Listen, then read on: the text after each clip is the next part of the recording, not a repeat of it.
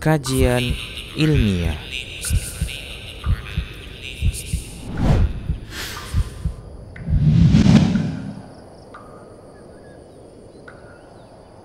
Bismillahirrahmanirrahim.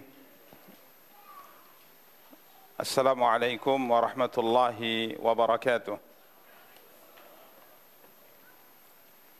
Alhamdulillahi rabbil alamin. Wal aqibatu lil muttaqin fala udwana illa 'alal zalimin. Asyhadu an la ilaha illallah wahdahu la syarika lah. Wa asyhadu anna Muhammadan abduhu wa rasuluh. Salawatu Rabbi wa salamuhu alaihi wa ala alihi wa ashabihi wa man ihtada bihadyihi wa istanna bisunnatihi ila yaumiddin wa sallama tasliman katsira, amma ba'du. Ikhwani wa akhawati kaum muslimin, kaum muslimat, rahimani wa rahimakumullahu jami'a. Biidznillah, pada kesempatan yang berbahagia kali ini kita akan kembali melanjutkan penjelasan hadis-hadis dalam bab aqidah yang pada pertemuan yang lalu kita telah mulai membaca dan menjelaskan hadis yang diriwayatkan oleh Al-Imam Al-Bukhari dan Muslim dari hadis Abdullah Ibnu Abbas radhiyallahu taala anhuma yang bercerita tentang diutusnya Muadz ibnu Jabal radhiyallahu anhu ke negeri Yaman, di mana pada pertemuan yang lalu kita telah jelaskan pertama terkait dengan biografi singkat dari sahabat yang mulia Abdullah bin Abbas radhiyallahu taala anhuma. Begitu juga dengan biografi singkat dari sahabat yang mulia Muadz bin Jabal radhiyallahu taala an. Kemudian kita juga telah mulai menjelaskan tentang pesan yang disampaikan oleh Nabi kita yang mulia sallallahu alaihi wasallam kepada Muadz ibnu Jabal. Beliau bersabda, innaka taqdamu ala qaumin min ahlil kitab. Pesan pertama yang beliau sampaikan kepada Muadz bin Jabal adalah berkaitan dengan situasi dan kondisi orang-orang yang akan beliau temui nanti di negeri Yaman untuk berdakwah. Nabi kita yang mulia sallallahu alaihi wasallam bersabda kepada beliau bahwa masyarakat yang akan kau datangi adalah ahlul kitab, yakni orang-orang Yahudi dan Nasrani.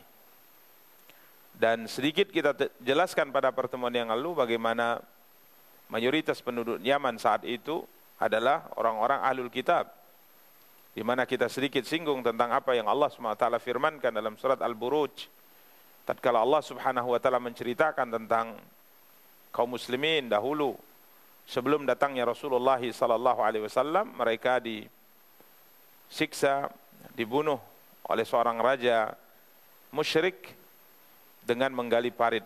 Siapa yang tidak mau keluar dari agama yang ia anut, kembali kepada agama sebelumnya, maka akan dibunuh di parit-parit ini, dibakar, dengan dibakar. Kemudian kita ceritakan bahwa setelah kejadian ini, maka Raja Habasyah mengirim pasukan besar untuk menuntut balas atas apa yang dilakukan oleh orang-orang musyrikin di negeri Yaman terhadap kaum muslimin, sehingga akhirnya Yaman di bawah kendali Habasyah dan dipimpin oleh dua komandan perang, Aryad dengan Abraha, sampai terjadi perselisihan antara keduanya dan akhirnya Abraha pun membunuh Aryad. Kemudian Abraha menjadi wakil atau raja di negeri Yaman, dan ceritanya dialah yang kemudian membangun gereja besar di San'a untuk memalingkan haji orang-orang Arab ke Ka'bah, sampai akhirnya kemudian terjadilah ya keberangkatan pasukan besar yang dipimpin olehnya ke Makkah Al-Mukarramah untuk menghancurkan Ka'bah, dan akhirnya Allah hancurkan mereka sebagaimana yang Allah sebutkan dalam surat Al-Fil. Kemudian Rasulullah sallallahu alaihi wasallam bersabda kepada Muadz bin Jabal yang telah kita jelaskan, "Falyakun awwala ma tad'uuhum ila ayyuhidullah." Di mana Nabi kita yang mulia salawatu rabbi wassalamu alaihi berpesan kepada Muadz agar dakwah yang pertama kali beliau sampaikan kepada ahlul kitab yang ada di negeri Yaman adalah agar mereka mengesahkan Allah, agar mereka mentauhidkan Allah Subhanahu wa taala. Dari kalimat atau sabda Nabi kita yang mulia sallallahu alaihi wasallam ini, awwala ma tad'uuhum ila ayyuhidullah taala, telah kita jelaskan pada pertemuan yang lalu, ini menunjukkan akan madhab ahlus sunnati wal jamaah, ya, yang sesuai dengan apa-apa yang diyakini oleh para ulama-ulama as-salaf, bahwa awal yang pertama kali yang Allah SWT wajibkan hamba atasnya adalah tauhid. Di mana kita singgung pada pertemuan yang lalu, berbeda dengan sebahagian yang berkeyakinan bahwa awal kewajiban bagi seorang hamba adalah an-nazar atau al-qasdu ila an-nazar. Ya, adanya keinginan hati atau menyengaja untuk berfikir, atau keinginan untuk berfikir. Bahkan ada sebagian mengatakan awal kewajiban adalah memunculkan keraguan di dalam jiwa, sehingga setelah itu memunculkan keyakinan akan keesaan Sang Pencipta Allah Subhanahu wa taala. Dari dalil yang disabdakan oleh Nabi SAW dari pesan Muadz bin Jabal, pesan Nabi kepada Muadz bin Jabal, jelas sebagaimana yang ditetapkan oleh para ulama bahwa kewajiban pertama atas seorang hamba adalah tauhid, mengesahkan Allah Subhanahu wa taala, atau mengucapkan syahadat la ilaha illallah wa anna Muhammadar Rasulullah. Kemudian perlu untuk diberikan penjelasan tambahan bahwa telah ada ittifaq atau ijma', kesepakatan para ulama kaum muslimin, bahwa seorang anak yang dilahirkan dari orang tua yang muslim, ia lahir dalam kondisi seorang muslim, maka telah terjadi kesepakatan di kalangan kaum muslimin bahwa anak ini apabila ia telah mencapai usia baligh, maka tidak ada kewajiban atasnya setelah ia baligh untuk kembali memperbaharui syahadat la ilaha illallah. Ini merupakan kesepakatan dari kaum muslimin yang dijelaskan oleh para ulama kita rahimahullah.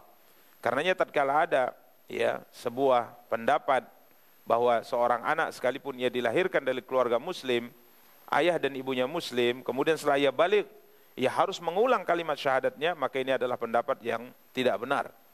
Ya, telah sepakat kaum muslimin bahwa seorang anak apabila ia dilahirkan dari keluarga muslim, ayah dan ibunya muslim dan muslimah, kemudian ia mencapai balik, maka tidak ada keharusan, tidak ada kewajiban atasnya untuk memperbaharui syahadat kepada Allah dan kepada Nabi yang mulia sallallahu alaihi wasallam. Kemudian di antara yang telah kita jelaskan pada pertemuan yang lalu, bahwa kalimat tauhid bukan kalimat yang baru. Ini merupakan kalimat yang telah diucapkan oleh Nabi kita yang mulia sallallahu alaihi wasallam dari dahulu. Karenanya dalam sebagian riwayat disebutkan dalam hadis ini, sebagaimana kita bacakan, ila ayyuhidullah. Hendaknya mereka mentauhidkan Allah Subhanahu wa taala. Kemudian juga hadis-hadis yang lain yang telah kita bacakan pada pertemuan yang lalu, dan kita juga telah jelaskan pada pertemuan yang lalu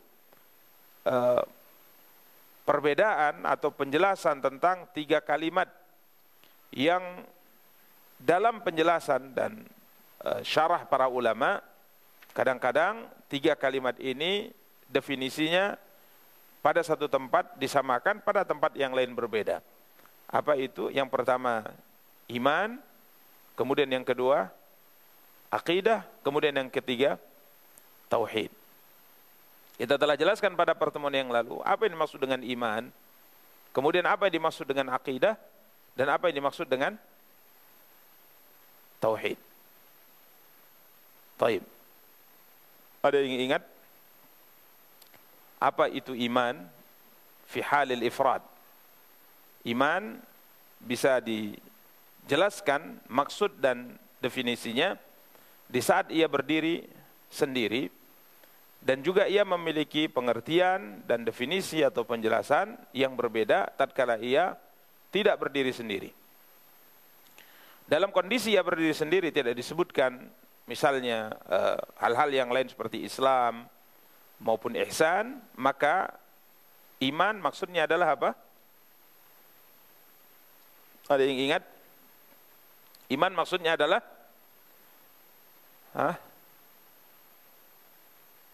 iman maksudnya adalah qaulun wa amal. Jadi apabila iman disebutkan secara terpisah, disebut dengan halul ifrad, maka yang dimaksud dengan iman adalah qaulun wa amal. Iman itu adalah ucapan dan perbuatan. Ya. Dan tatkala disebut bahwa iman adalah ucapan dan perbuatan, maka ini mencakup seluruh permasalahan dalam agama. Ya, mencakup semua permasalahan dalam agama. Berkaitan dengan furu'nya, cabangnya maupun usulnya. Karenanya yang menyelisih kita Ahlus Sunnah dalam bab ini tatkala kita berbicara iman adalah qaulun wa amal adalah Murji'ah. Di mana mereka mengeluarkan amal dari iman.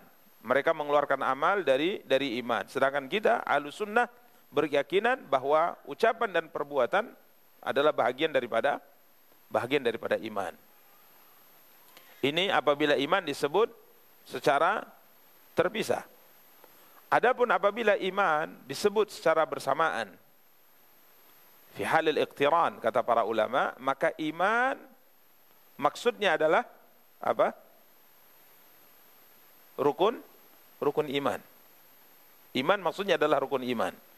Karenanya tatkala Jibril alaihi salam datang kepada Rasulullah sallallahu alaihi wasallam, kemudian beliau bertanya kepada Rasulullah, fa akhbirni 'anil iman, yang sebelumnya beliau bertanya tentang Islam, kemudian setelahnya bertanya tentang ihsan, maka Nabi kita yang mulia sallallahu alaihi wasallam menjawab, al-iman an tu'mina billah wa malaikatihi wa kutubihi wa rusulihi wal yaumil akhir wa tu'mina bil qadari khairihi wa syarrihi.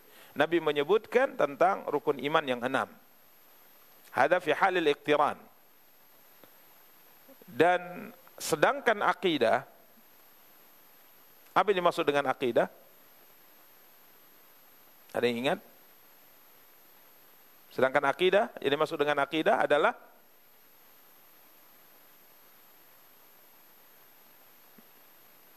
yang dimaksud dengan akidah adalah rukun iman ini. Karena sebagian para ulama tatkala menyebutkan akidah, mereka mengatakan akidah itu adalah beriman kepada Allah, beriman kepada malaikat, beriman kepada kitab dan seterusnya. Ya. Ini akidah. Jadi iman di saat ia disebutkan bersamaan, maka ia rukun iman ini disebut apa? Akidah. Bagaimana keyakinan seorang muslim tentang Allah, tentang malaikat, tentang kitab dan seterusnya.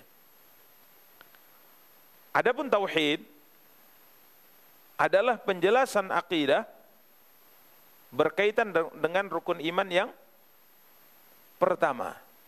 Adapun tauhid, maka ia penjelasan akidah berkaitan dan rukun iman yang pertama. Ya, al-imanu billah, beriman kepada Allah Subhanahu wa taala, pembahasan berkaitan tentang Allah Subhanahu wa taala inilah yang disebut dengan apa? Tauhid. Ya, yang disebut dengan tauhid. Karenanya para ulama mengatakan at-tauhidu juz'un minal aqidah. Tauhid itu adalah pembahagian atau pembahasan dari apa yang dikandung oleh akidah. Jadi satu bahagian dalam bab akidah itu disebut dengan tauhid, karena ia berkaitan dengan rukun iman yang pertama atau pembahasan akidah yang pertama, yakni akidah kepada Allah, iman kepada Allah, maka pembahasan yang berkaitan dengannya itu disebut apa? Tauhid. Karena tatkala kita berbicara tauhid terbagi kepada 3, tauhid rububiyah, tauhid uluhiyah, tauhid asma dan sifat, ketiga-tiganya berbicara tentang rukun iman yang pertama, yakni tentang Allah Subhanahu wa taala. Mengesahkan Allah dalam rububiyahnya, mengesahkan Allah dalam uluhiyahnya, dan mengesahkan Allah dalam asma dan sifat yang dimiliki olehnya Subhanahu wa taala. Demikian para ikhwah dan akhwat yang dimuliakan dan dirahmati oleh Allah Subhanahu wa taala. Kemudian dalam sebagian riwayat para ikhwah dan akhwat yang dimuliakan dan dirahmati oleh Allah disebutkan falyakun awwala ma tad'uuhum ilaihi ibadatullah. Nabi kita yang mulia sallallahu alaihi wasallam bersabda, maka hendaknya dakwah pertama, seruan yang pertama yang kau sampaikan kepada mereka adalah beribadah kepada Allah Subhanahu wa taala. Jadi dalam sebagai riwayat bertauhid, dalam sebagai riwayat beribadah. Dan ini tentunya tidak bertentangan. Karena mengesahkan Allah, mentauhidkan Allah Subhanahu wa taala sama saja maknanya adalah beribadah kepada Allah. Karena ibadah kepada Allah Subhanahu wa taala semata itulah tauhid. Namun di sini para ulama menjelaskan bahwa yang dimaksud dengan ibadatullah, yang dimaksud dengan ibadah para ikhwah dan akhwat yang dimuliakan dan dirahmati Allah, di samping maksudnya adalah tauhid. Karenanya Abdullah bin Abbas pernah berkata, setiap ayat yang di dalamnya terdapat perintah beribadah kepada Allah, maksudnya adalah perintah bertauhid kepada Allah. Jadi setiap ayat yang ada dalam Al-Quran, di dalamnya terdapat perintah untuk beribadah, maka maksudnya adalah perintah untuk apa? Mengesahkan Allah, mentauhidkan Allah Subhanahu wa taala. Kemudian ibadah itu, kata para ulama rahimahumullahu taala, tatadammanu ma'na dzulli wa ma'na al-hub. Jadi ibadah itu adalah sebuah perbuatan, ya, sebuah perbuatan yang mengandung makna az-dzul, merendahkan diri di hadapan yang kita ibadati. Kemudian juga mengandung makna al-hub, kecintaan kepada yang kita sembah dan kita ibadati. Jadi ibadah, yang dimaksud dengan ibadah itu adalah sebuah perbuatan yang mengandung dua hal ini.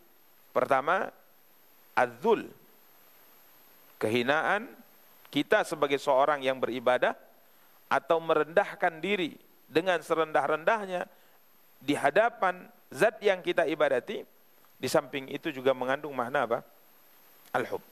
Karena para ulama rahimahumullah ta'ala mengatakan, apabila seorang hamba mencintai, dia beribadah kepada sesuatu atas dasar cinta, tapi tidak dengan merendahkan diri, ini tidak disebut ibadah. Begitu juga sebaliknya. Jadi kalau seandainya ada seorang mengibadati sesuatu, misalnya dia beribadah kepada Allah atas dasar cinta, tapi ia tidak merendahkan dirinya di hadapan Allah SWT, ini tidak disebut ia sedang beribadah kepada Allah. Sebaliknya, tatkala ada seorang merendahkan dirinya di hadapan Allah, beribadah kepada Allah dengan merendahkan dirinya, akan tapi tidak atas dasar cinta kepada Allah Subhanahu wa taala, maka ini tidak juga disebut ibadah. Jadi ibadah itu, kata para ulama rahimahumullah, tatadammanu ma'na dzulli wa ma'na al-hub. Ya, mengandung dua hal. Yang pertama, merendahkan diri, menghinakan diri dengan sehina-hinanya di hadapan Sang Pencipta Allah Subhanahu wa taala. Kemudian mengandung makna cinta. Dan para ulama rahimahumullah ta'ala mengatakan bahwa menumbuhkan rasa rendah diri, kehinaan diri di hadapan Allah Subhanahu wa taala, mereka mengatakan dengan memikirkan kebesaran dan keagungan Allah Subhanahu wa taala. Jadi tatkala kita belajar bagaimana keagungan dan kebesaran Allah Subhanahu wa taala, ya, dengan mempelajari asma dan sifat yang dimiliki oleh Allah Subhanahu wa taala, merenungkan tentang agungnya penciptaan Allah Subhanahu wa taala dari makhluk-makhluk yang Dia ciptakan. Bagaimana besarnya langit yang Dia ciptakan, bagaimana Allah Subhanahu wa taala menceritakan tentang malaikatnya, Nabi SAW menceritakan tentang malaikat-malaikatnya, bagaimana keagungan dan kebesaran kerajaan yang dimiliki oleh Allah Subhanahu wa taala, ini menumbuhkan sifat dzul dalam diri kita, kerendahan diri di hadapan Allah Subhanahu wa taala. Tatkala kita membaca sabda Nabi kita yang mulia sallallahu alaihi wasallam tentang besarnya kursi yang Allah SWT sebutkan dalam ayat kursi, kemudian besarnya arsy, makhluk yang paling besar, maka ini menumbuhkan dan menimbulkan penghinaan diri kita di hadapan Allah. Kita menyadari bahwa kita di hadapannya bukan apa-apa. Kita adalah makhluk yang lemah, makhluk yang kecil, makhluk yang tidak memiliki kuasa apapun. Jadi dengan mempelajari tentang keagungan dan kebesaran Allah Subhanahu wa taala, maka akan menumbuhkan apa? sifat dzul. Karenanya asma dan sifat, para ulama kita mengatakan merupakan sarana terbaik untuk mencapai tingkat sifat dzul di hadapan Allah dengan sebaik-baiknya. Ya, jadi para ulama kita mengatakan bahwa asma dan sifat itu, pembahasan asma dan sifat yang ada dalam Quran dan hadis Nabi kita yang mulia sallallahu alaihi wasallam, ini adalah informasi yang benar, kabar yang benar untuk agar kita merendahkan serendah-rendahnya di hadapan Allah Subhanahu wa taala. Kita melihat bagaimana keagungan sifat yang dimiliki oleh Allah Subhanahu wa taala. Bagaimana kesempurnaan sifat yang dimiliki oleh Allah Subhanahu wa taala. Bagaimana kebesaran asma dan sifat yang dimiliki oleh Allah akan memunculkan sifat dzul di hadapan Allah. Nabi kita yang mulia sallallahu alaihi wasallam bersabda, hijabuhun nur, law kashafahu la ahraqat subuhatu wajhihi mantaha ilaihi basaruhu min khalqih. Nabi kita yang mulia sallallahu alaihi wasallam pernah bersabda tentang agungnya sifat Allah Subhanahu wa taala. Beliau bersabda, hijabuhun nur. Hijabnya adalah cahaya, dalam sebagai riwayat api. Jika seandainya hijab ini disingkap oleh Allah Subhanahu wa taala, maka akan terbakar karena cahaya wajah Allah Subhanahu wa taala setiap makhluk atau setiap makhluk yang dipandang oleh Allah Subhanahu wa taala. Ini menunjukkan keagungan dan kebesaran Allah Subhanahu wa taala yang apabila kita pelajari kemudian kita imani, tentunya tanpa bertanya tentang bagaimananya, tanpa memisalkannya, tanpa menyerupakannya dengan sifat makhluk. Tatkala kita imani, sebagaimana disabdakan oleh Rasulullah SAW, kita akan menyimpulkan keagungan dan kebesaran Sang Pencipta, sehingga akan memunculkan apa? Sifat dzul, sifat kerendahan, sifat penghinaan diri kita di hadapan Allah Subhanahu wa taala. Jangankan merenungkan tentang agungnya sifat, asma dan sifat yang dimiliki oleh Allah Subhanahu wa taala. Tatkala kita merenungkan ciptaannya saja, kita sudah bisa sampai pada tingkat ini.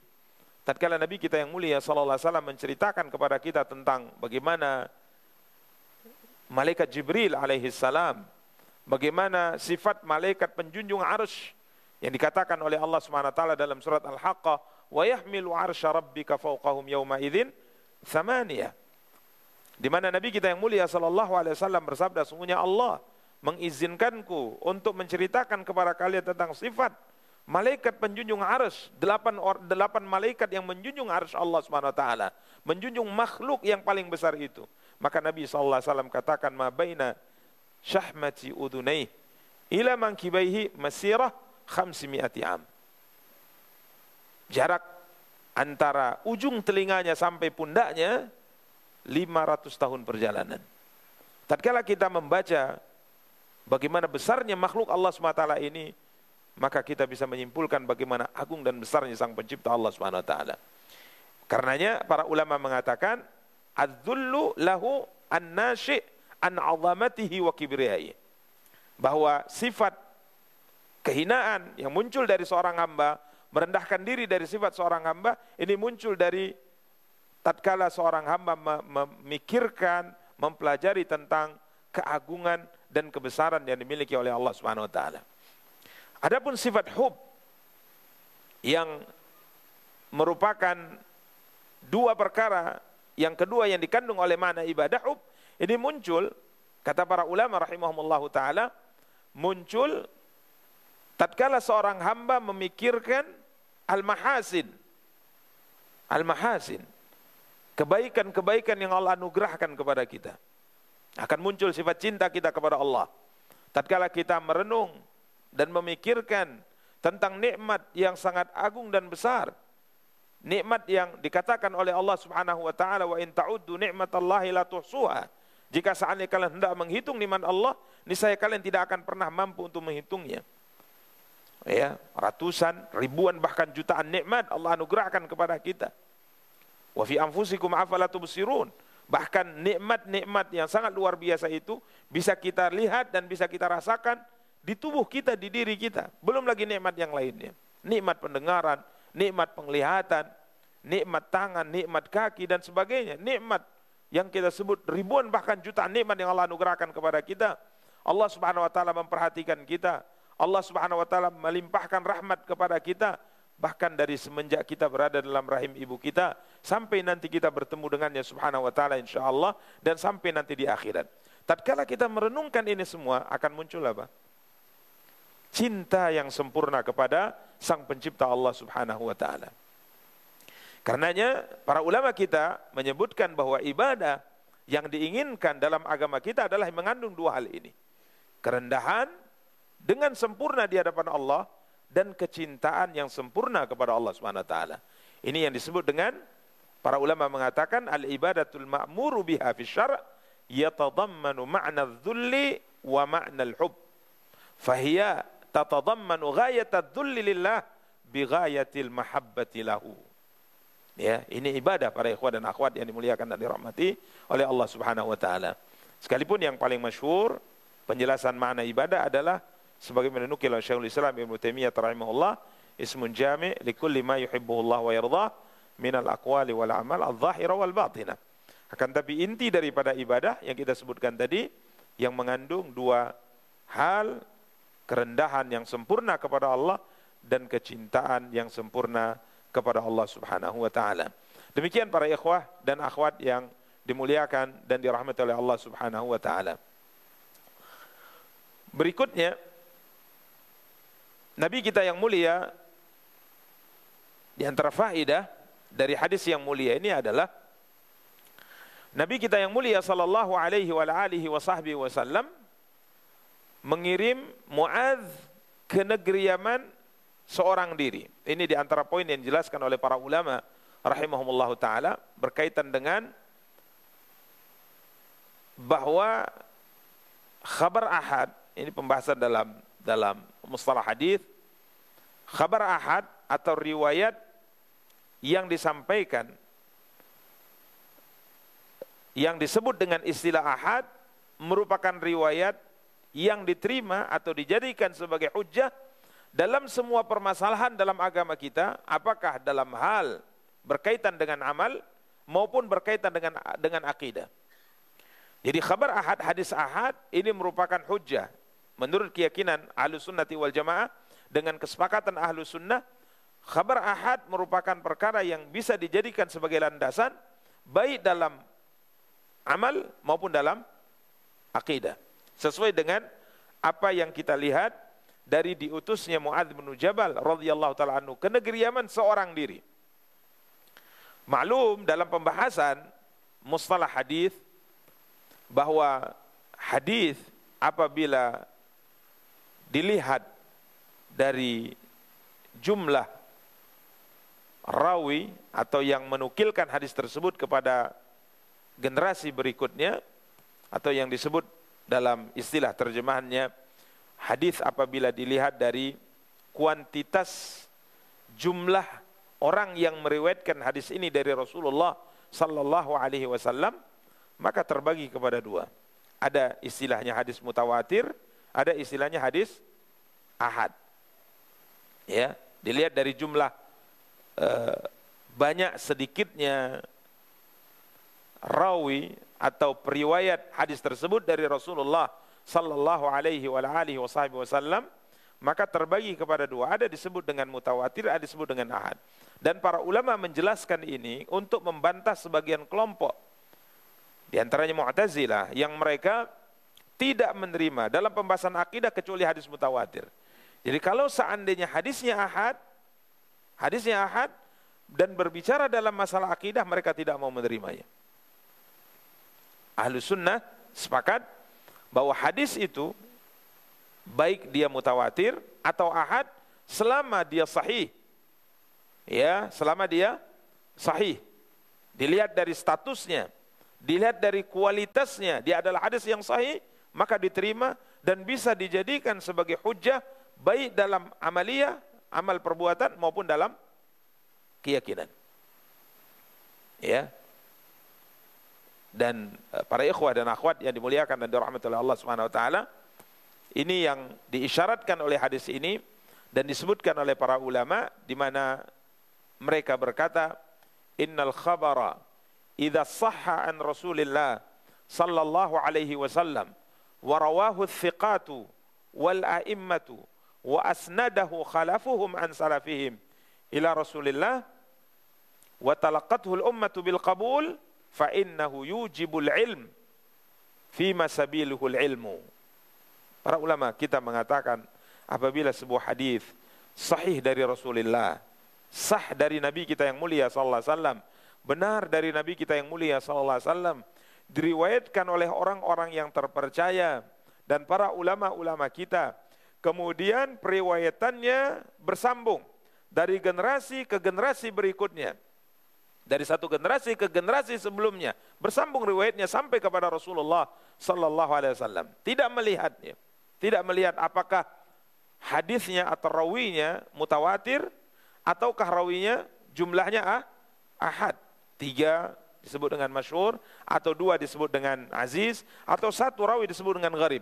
Tidak melihat berapa jumlah rawinya, akan tapi sanadnya sahih, kemudian bersambung antara satu generasi dengan generasi berikutnya sampai kepada Rasulullah sallallahu alaihi wasallam, dan yang menukil tersebut adalah para ulama-ulama yang terpercaya, rawi-rawi yang terpercaya. Maka beliau mengatakan ini menumbuhkan, memunculkan sebuah kepastian yang bisa dijadikan sebagai landasan dalam permasalahan apa? Agama. Ya, berkaitan dengan permasalahan dalam semua agama. Apakah ia berkaitan dengan amaliyah maupun ia berkaitan dengan i'tiqad atau keyakinan. Demikian kaum muslimin, kaum muslimat yang dimuliakan dan dirahmati oleh Allah Subhanahu wa taala. Kemudian berikutnya, tatkala Nabi kita yang mulia sallallahu alaihi wa alihi wasallam bersabda ila ayyuhidullah, menunjukkan pentingnya apa? Tauhid. Ini sebagaimana kita singgung pada pertemuan sebelumnya, bahwa tauhid merupakan pondasi semua amal. Bahkan para ulama mengatakan la yasihhu amalul mukallafi qabla sihhati tauhid. Amal ibadah seorang hamba, seorang muslim dan muslimah tidak akan benar sebelum benarnya tauhidnya kepada Allah Subhanahu wa taala. Jadi amal ibadah kepada Allah Subhanahu wa taala apabila dilakukan dan tidak didasari tauhid kepadanya Subhanahu wa taala, maka amal tersebut tidak akan diterima oleh Allah Subhanahu wa taala. Kemudian beliau berkata, Yahya bin Salam berkata dalam tafsir firman Allah Subhanahu wa taala yang Allah Subhanahu wa taala firmankan dalam surat Fatir ayat 10, wal amalus salihu yarfa'u, di mana Allah Subhanahu wa taala akan mengangkat amal saleh. Allah akan menerima amal saleh. Beliau berkata, la yartafi'ul amalu illa bitauhid. La yartafi' al-amal illa bitauhid. Amal seorang hamba tidak akan diangkat, amal seorang hamba tidak akan diterima oleh Allah Subhanahu wa taala kecuali apabila amal tersebut dilakukan sedangkan pelakunya mendasari amalnya dengan apa? Tauhid kepada Allah Subhanahu wa taala. Ini menunjukkan pentingnya tauhid. Karenanya tatkala Nabi kita yang mulia salawatu rabbi wa salamuhu alaihi mengutus Muadz bin Jabal dalam hadis ini, maka pesan beliau yang pertama apa? Hendaknya engkau berdakwah pertama kali kepada mereka, menyeru mereka, mengajak mereka untuk apa? Bertauhid, mengesahkan Allah Subhanahu wa taala. Demikian para ikhwah dan akhwat yang dimuliakan dan dirahmati oleh Allah Subhanahu wa taala. Kemudian berikutnya di antara faedah yang bisa kita lihat dari hadis Abdullah bin Abbas radhiyallahu taala anhuma ini, di mana para ikhwah dan akhwat yang dimuliakan dan dirahmati oleh Allah, al-inayatu bil ilmi liman tasaddara ila da'wah. Seorang yang terjun ke dunia dakwah hendaknya ia memperhatikan apa? Keilmuan. Dia memperhatikan keilmuan. Karenanya kita lihat dan kita kemarin telah berikan biografi singkat dari sahabat yang diutus oleh Nabi kita yang mulia sallallahu alaihi wasallam ini. Beliau bukan sahabat sembarangan. Di mana Muadz bin Jabal radhiyallahu taala anhu adalah alim. Bahkan Nabi kita yang mulia sallallahu alaihi wasallam menyebut bahwa a'lamu ummati bil halal wal haram Muadz bin Jabal. Umatku yang paling tahu tentang halal dan haram adalah Muadz bin Jabal. Beliau ada seorang ulama besar. Bahkan Nabi kita yang mulia sallallahu alaihi wasallam bersabda bahwa kelak pada hari akhirat Mu'adz bin Jabal akan dibangkitkan oleh Allah di hadapan para ulama. Sejarah anak panah yang dilepaskan dari busurnya. Atau sejarah lemparan batu. Artinya beliau mendahului atau berada di depan semua ulama kaum muslimin. Ini Mu'adz bin Jabal. Karenanya Nabi SAW memilih beliau untuk menjadi da'i yang dikirim ke negeri Yaman. Karenanya ya, dalam dunia dakwah, maka hendaknya seorang yang terjun ke dunia dakwah, hendaknya yang ia perhatikan adalah al-inayatu bil ilm, memperhatikan apa? Ilmu. Karena Allah Subhanahu wa taala berfirman dalam surat Yusuf ayat 108, ya, surat yang masyhur dan sering disampaikan. Allah Subhanahu wa taala berfirman, A'udzu billahi minasyaitonir rajim, "Qul hadhihi sabili ad'u ila Allah ala basiratin ana wa man ittaba'ani." Qul hadhihi sabili ad'u ila Allah ala basirah. Katakan ya Muhammad kepada mereka, hadhihi sabili, ini adalah jalanku. Ad'u ila Allah, aku menyeru kepada Allah Subhanahu wa taala ala basirah, di atas basirah. Para ulama mengatakan rahimahumullah taala, di antaranya Syekh Abdurrahman bin Nasir As-Sa'di berkata, ala basirah yakni ala ilmin wa yaqinin min ghairi syak. Saya menyeru manusia kepada Allah, berdakwah, mengajak manusia kembali kepada Allah ala basirah, maksudnya di atas dasar ilmu. Ya, di atas dasar ilmu. Karenanya tatkala kita berdakwah, tatkala kita menasihati, tatkala kita menjelaskan sebuah perkara dalam urusan agama, hendaknya semuanya itu harus didasari apa? Ilmu. Karenanya para ulama kita mengatakan al-jahilu yadurru akthar mimma yanfa. Seorang yang masuk kerana dakwah, nasihat, namun ia adalah orang yang jahil, ia tidak memiliki ilmu, maka keburukan yang ditimbulkan olehnya jauh lebih besar, jauh lebih banyak daripada memberikan apa? Manfaat. Daripada memberikan manfaat. Bahkan tatkala ia memberi nasihat, ia memberi jawaban, tidak di atas dasar ilmu, ini akan membahayakan. Nabi kita yang mulia sallallahu alaihi wasallam bersabda, mengomentari dengan keras beberapa orang sahabat yang tatkala ada seorang sahabat yang kepalanya terluka dalam sebuah peperangan, kemudian malamnya ia junub. Kemudian dia bertanya kepada teman-temannya, apa yang mesti dia lakukan? Ya, kepalanya terluka parah, sedangkan ia junub. Apa yang harus ia lakukan? Apakah ia harus tetap mandi, membasahi kepalanya dengan kondisi terluka parah dan ini bisa membahayakan? Ataukah ada solusi yang lain? Dia tanya kepada teman-temannya, dan kala itu mereka menjawab di atas kebodohan. Mereka mengatakan, tidak ada uzur bagimu, kamu harus tetap mandi dan membasahi kepalamu sekalipun luka. Maka akhirnya dia melakukan apa yang disampaikan oleh teman-temannya, akhirnya beliau pun meninggal. Maka Nabi kita yang mulia sallallahu alaihi wasallam tatkala sampai kepada beliau, informasi ini apa kata beliau? Qatalahumullah. Mereka telah membunuhnya. Dengan penjelasan itu mereka telah membunuhnya.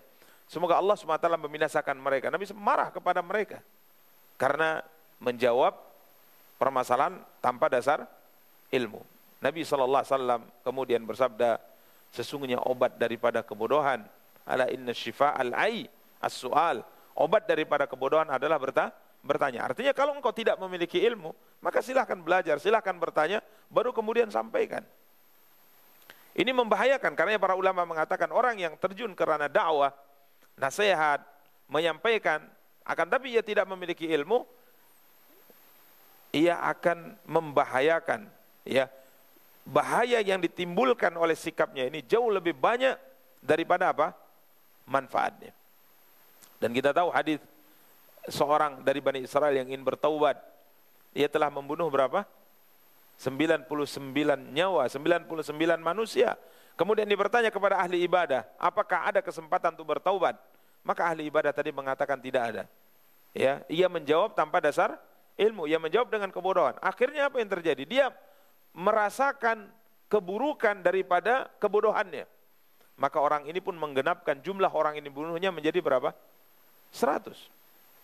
Ya, tapi coba lihat manfaat tatkala dijawab atas dasar ilmu, dia pergi pada ahli ilmu kemudian bertanya. Ia bertanya apakah ada pintu taubat kepadanya, maka dia mengatakan, dia menjawab dengan ilmu, siapa yang menghalang kau daripada pintu taubat? Akan tapi disebutkan kau harus melakukan ini dan ini, sampai akhirnya subhanallah dengan jawaban yang benar, akhirnya orang ini diizinkan oleh Allah SWT masuk ke dalam surga Allah Subhanahu wa taala.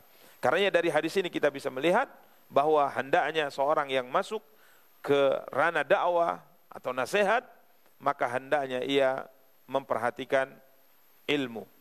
Harus di atas dasar apa? Ilmu, tidak boleh di atas kebodohan.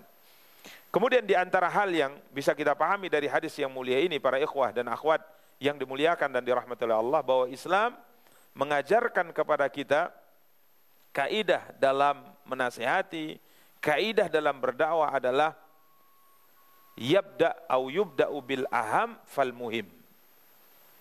Hendaknya dalam menasihati, hendaknya dalam berdakwah, kita harus mendahulukan perkara yang penting, baru perkara yang paling penting, kemudian perkara yang penting berikutnya. Coba lihat dari metode Nabi SAW memberikan bimbingan kepada Muadz bin Jabal. Pertama Nabi perintahkan untuk berdakwah, mengajak manusia kepada tauhid.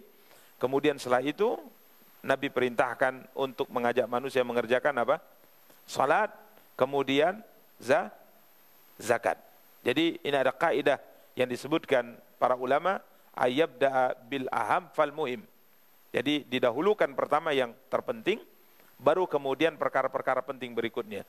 Dan kita semua sepakat dan kita semua yakin bahwa tidak ada perkara yang paling penting dalam kehidupan seorang hamba beragama kecuali bertauhid kepada Allah. Sebagaimana kita sebutkan tadi, bahwa amal yang tidak didasari tauhid tidak akan diterima oleh Allah SWT. Karenanya at-tauhid merupakan pelajaran yang harus selalu dibaca, harus selalu didengar, harus selalu dipelajari, karena dia merupakan dasar daripada amal kita, di mana amal kita tidak akan diterima kecuali apabila didasari tauhid kepada Allah Subhanahu wa taala. Demikian para ikhwah dan akhwat yang dimuliakan dan dirahmati oleh Allah Subhanahu wa taala. Kemudian yang terakhir, Nabi kita yang mulia sallallahu alaihi wasallam mewanti-wanti Muadz bin Jabal dari perbuatan kezaliman. Wa tawaqqa karaima amwalin nas, berhati-hatilah engkau dari harta yang paling disukai atau dicintai oleh manusia di saat mereka membayar zakat. Ini menunjukkan bahwa dosa kezaliman merupakan dosa yang hendaknya dijauhi oleh setiap kita, sebagaimana sabda Nabi kita yang mulia sallallahu alaihi wasallam. Bahkan para ulama mengatakan, sekalipun dosa kezaliman kita sudah bertaubat darinya, tetap kita harus khawatir. Karena apa? Kezaliman sekalipun sudah bertaubat, tapi kalau belum diselesaikan dengan yang kita zalimi, maka tidak semudah itu istilah taubatnya. Tetap kalau belum terselesaikan, harus berhadapan dengan yang bersangkutan di hadapan Allah nanti di hari akhirat. Karenanya Nabi katakan, watawaqqa karaima amwalinas, dalam menarik zakat, wahai Muadz, berhati-hati engkau dari harta yang paling disukai oleh manusia, dari harta yang akan mereka bayarkan. Jangan engkau ambil yang paling buruk, jangan pula engkau ambil yang paling bagus, tapi ambil pertengahan. Kecuali jika seandainya yang menunaikan zakat itu dengan kerelaan hatinya memberikan harta yang paling bagus yang dia miliki, maka silakan terima. Kalau tidak, maka tidak boleh, karena ini salah satu di antara bentuk apa? Kezaliman. Dalam riwayat lain Nabi SAW katakan, berhati-hati dari doa orang-orang yang kau zalimi ini, karena sesungguhnya tidak ada penghalang antara doa mereka dengan Allah Subhanahu wa taala. Demikian para ikhwah dan akhwat yang dimuliakan dan dirahmati oleh Allah. Sudah masuk waktu ya.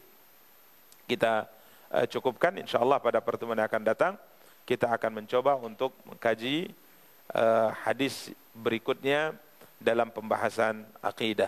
Demikian, semoga apa yang kita sampaikan memberikan manfaat untuk kita semua.